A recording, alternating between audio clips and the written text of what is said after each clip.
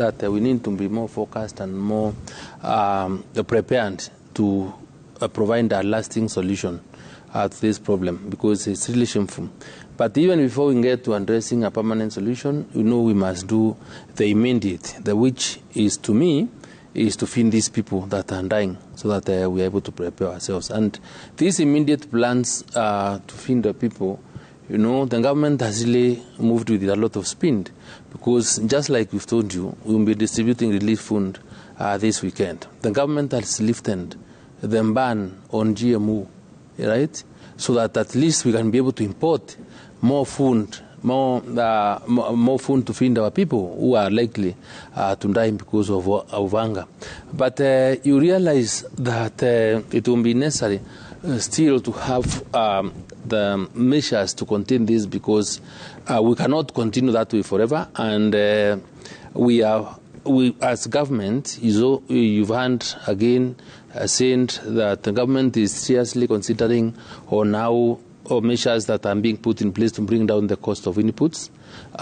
Fertilizer is being provided. We have ready to give drought resistant seeds for various ecological zones, so that people are able to produce food.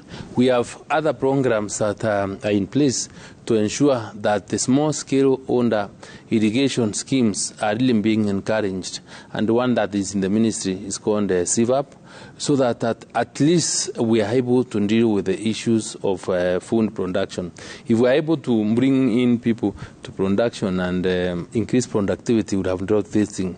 The other thing that you realize is that there has been commitment from part of government that we also want to release these large tracts of land that are held by government institutions, so that they can be properly utilized or productively utilized to grow food. So there are various measures that are being discussed and that are being put in place, so that at least these things do not happen. But I would really seriously call stakeholder participation and support in this matter, and the involvement of the county governments is also very, very critical. And I was in Trans Nzoia last week for two days, and I am happy that when I started with the leadership of Trans Nzoia County, the governor and the leaders there, we were able to agree on our working formula. Today, Governor Lenku committed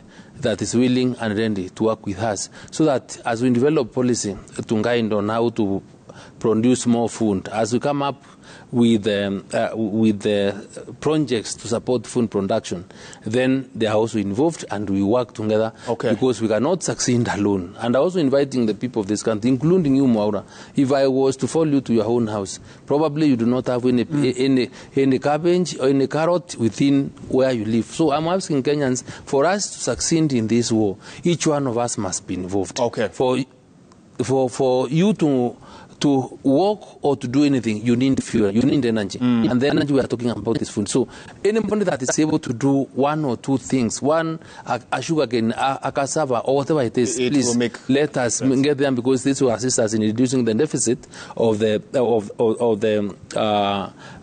various categories of food that we require. And we even got further to identify what our staple food, so that at least rice, maize, because the manger, wheat, then, so that we get focused. But the other immediate thing I want to do is that I will be discussing, so that we can be able to import enough food from the countries that have surpluses, so that at least our people can be able to access cheap food as we prepare ourselves in the long term to deal with the